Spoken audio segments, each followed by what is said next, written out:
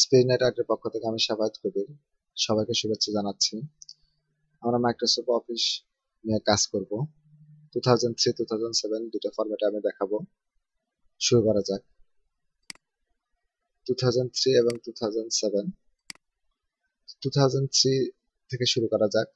আমরা একটা document open করার পরে আমাদের প্রথম কাজ হচ্ছে আমরা ডকুমেন্টটাকে সেভ করে নিব। সেভ করার জন্য আমরা 2003 তে ফাইল, সেভ এজ যে কোনো একটাতে আমরা ক্লিক করতে পারি। প্রথম ক্ষেত্রে দুটোটাই কাজে এক, বাট আপনি যখন একটা ডকুমেন্ট সেভ করে ফেলবেন তখন কিন্তু সেভ এবং সেভ এজ এর কাজ ভিন্ন। তো আমরা এটা নেক্সট কোনো টিউটোরিয়াল দেখব।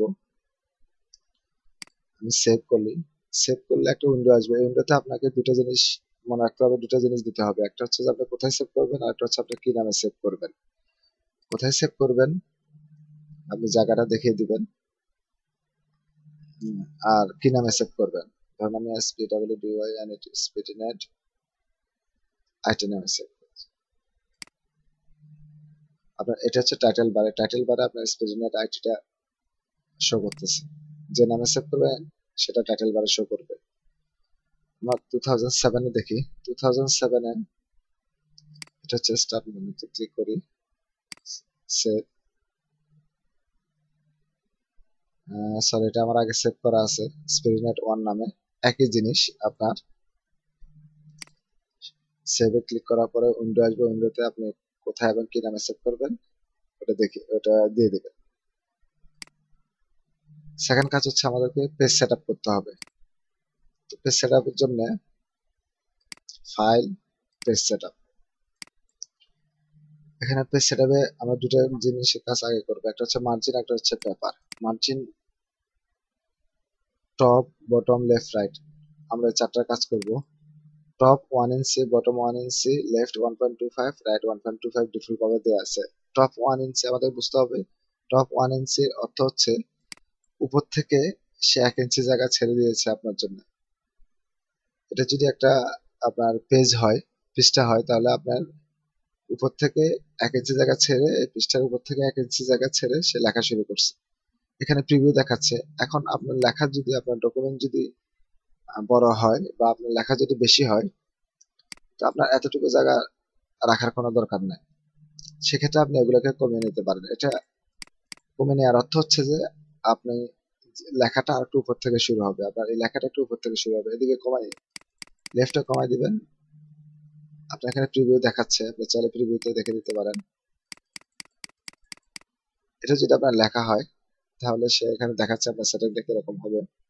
আমরা আপাতত 0.6 ইঞ্চি রাখছি। ওরিয়েন্টেশনের মধ্যে দুটো জিনিস, পোর্ট্রেট, ল্যান্ডস্কেপ। পোর্ট্রেট মানে হচ্ছে যে আপনার পেজটা লম্বালম্বি থাকবে, আর ল্যান্ডস্কেপ হচ্ছে যে আপনার পাশাপাশি থাকবে। পেপার আমরা যে ধরনের পেপারে প্রিন্ট দেবো বা যে ধরনের পেপার, স্ট্যান্ডার্ড সাইজ ধরনের পেপারে আমরা এখানে সিলেক্ট করে দিব। তো এখানে দুটো পেপার আপনার আমাদের দেশে খুব বেশি প্রচলিত। একটা হচ্ছে লিগ্যাল, একটা হচ্ছে A4 সাইজ। A4 সাইজ হচ্ছে স্ট্যান্ডার্ড সাইজ। A4 সাইজে আমরা বিভিন্ন ধরনের বায়োডাটা বলেন, অ্যাপ্লিকেশন বলেন, অফিসিয়াল কাজগুলো সব A4 সাইজে। লিগ্যাল সাইজ হচ্ছে স্ট্যাম্পের সাইজ। স্ট্যাম্প অনেক সময় স্ট্যাম্প প্রিন্ট করে আপনার লিগ্যাল সাইজে, অনেক ডকুমেন্ট আপনার লিগ্যাল সাইজে প্রিন্ট হয়। তো মনে রাখার বিষয় হচ্ছে যে এখানে অনেকে উইড হাইট 8.5 ইঞ্চি আছে, উইড আছে 8.5 ইঞ্চি, হাইট হচ্ছে 14 ইঞ্চি। অনেকে এই জিনিসগুলো চেঞ্জ করে ফেলে। এই জিনিসগুলো ডিফল্ট চেঞ্জ হবে, আপনি এখান থেকে চেঞ্জ করতে পারবেন না। A4 সাইজ যখন দিবেন এটা অটোমেটিক চেঞ্জ হয়ে গেছে। যখন আপনি এখানে চেঞ্জ করতে যাচ্ছেন তখন কাস্টম চেঞ্জ চলে আসবে। এখন আপনি যে কাস্টম যে সাইজটা দিচ্ছেন, এই সাইজটার পেপার আপনার বাজারে নাও থাকতে পারে, বা আপনি এই ধরনের পেপার প্রিন্ট নাও করতে পারেন। তো সেক্ষেত্রে দেখা যাবে আপনার পুরো সেটিংটা লড়ে যাবে। ওই জন্য আমরা এখানে যে স্ট্যান্ডার্ড যে সাইজটা আছে সাইজটা দিব। এই দুটো কাজ আপাতত করে আমরা এখানে আপনি প্রিন্ট প্রিভিউ দেখে নিতে পারেন। ওকে, এই কাজটা আমরা 2007 এ দেখি। 2007 এ আমরা এখানে পেয়েছিলাম ফাইল, পেজ সেটআপ। 2007 হচ্ছে page layout, margin, custom margin. এখানে আপনার একই জিনিস, একদম সেম জিনিস। আপনি আপনার মতো করে এটা এই জিনিসটা আপনি আপাতত করে নেবেন, পরবর্তীতে আপনার ডকুমেন্টের উপর ভিত্তি করে আপনি এটাকে কম বেশি করবেন। ব্যাপার একই জিনিস, সেম জিনিস, সেম জিনিস আপনি সব জায়গায় পাবেন, জাস্ট আপনার প্লেসটা ভিন্ন। আপনার এখানে ফাইল মেনু থেকে আপনি এই জিনিসটা পাচ্ছেন, আর এখানে আপনার পেজ লেআউটের ভিতর মার্জিনের ভিতর কাস্টম মার্জিন থেকে আপনি এই জিনিসটা পাচ্ছেন। তো আশা করি বুঝতে পারছেন। আজকে এ পর্যন্ত, পরবর্তী টিউটোরিয়াল দেখার আমন্ত্রণ জানিয়ে শেষ করছি। ধন্যবাদ সবাই।